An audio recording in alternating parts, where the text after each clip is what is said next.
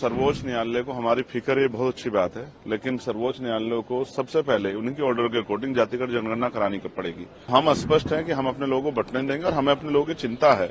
अगर कोई साजिश करके, कोई षड्यंत्र करके हमारे अधिकारों को लूटने का काम किया, छीनने का, तो ये हम बर्दाश्त नहीं करेंगे। डाका नहीं बर्दाश्त करेंगे अपने हकों पे। बहुत जल्द जो है एक बड़ा जो है हम अपना इस संघर्ष का स्वरूप सरकार और सुप्रीम कोर्ट को दिखाएंगे। हम अब पीछे हटने वाले नहीं हैं। देखिए, मैंने जिस दिन ये ऑर्डर आया था उसी दिन अपना पक्ष रख दिया था।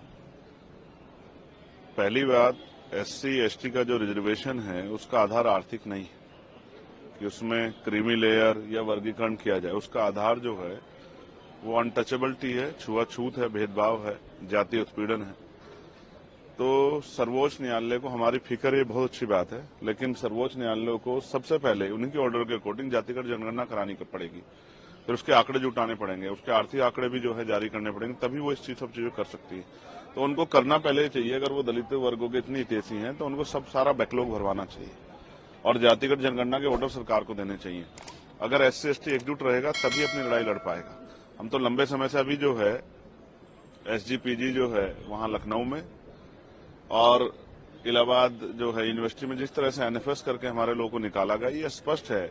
उन NFS को भरवाने के लिए सरकार ने क्या किया है, उन NFS को भरवाने के लिए सुप्रीम कोर्ट ने क्या किया है, तो वो कुछ नहीं किया है। हाँ, हमेशा कोशिश ये की गई है कि इनके जो लड़ने वाले लोग हैं उनकी ताकत कम किया जाए। अब SC ST बटने वाले नहीं। आप ही देख लो इस फैसले का कितना समर्थन, कितना विरोध हो रहा है। तमाम लोगों में इसका विरोध है। तो हम स्पष्ट हैं कि हम अपने लोगों को बटने देंगे और हमें अपने लोगों की चिंता है। इसलिए हमने स्वतः जो है 1.5 साल पहले मांग की थी कि जिन जातियों को अवसर नहीं मिला है उनको उनका आरक्षण बढ़ा के 15% शेड्यूल कास्ट को मिलता है और 5% बढ़ा के उन बाकी जातियों को आरक्षण देने की व्यवस्था सरकार करे। ये 1.5 साल पहले हमने लखनऊ PC करके कहा था और दिल्ली में भी। और जो OBC की भी ऐसी जाति है उनको भी जो है 15% अलग से रिजर्वेशन देने का काम जो है 27% से अतिरिक्त सरकार करे। लेकिन कहाँ सुना, सुप्रीम कोर्ट ने भी नहीं सुना। तो जब आप EWS 10% दे सकते हो तो आप जो है 5% शेड्यूल कास्ट के लोगों को बढ़ा क्यों दे सकते? तो मेरा मत तो ये है कि 100% रिजर्वेशन 2% सरकारी नौकरियों में कर देते हैं। 98% प्राइवेट सेक्टर है। 2% सरकारी नौकरी में 100% रिजर्वेशन होगा तो इसकी इतनी संख्या उसको आधार पर उसको मिलना चाहिए। हम सहमत हैं। हमारे भाइयों को कुछ मिलेगा तो हम तो आगे बढ़कर उनका स्वागत करेंगे। लेकिन अगर कोई साजिश करके, कोई षड्यंत्र करके हमारे अधिकारों को लूटने का काम किया, छीनने का, तो ये हम बर्दाश्त नहीं करेंगे। डाका नहीं बर्दाश्त करेंगे अपने हकों पे।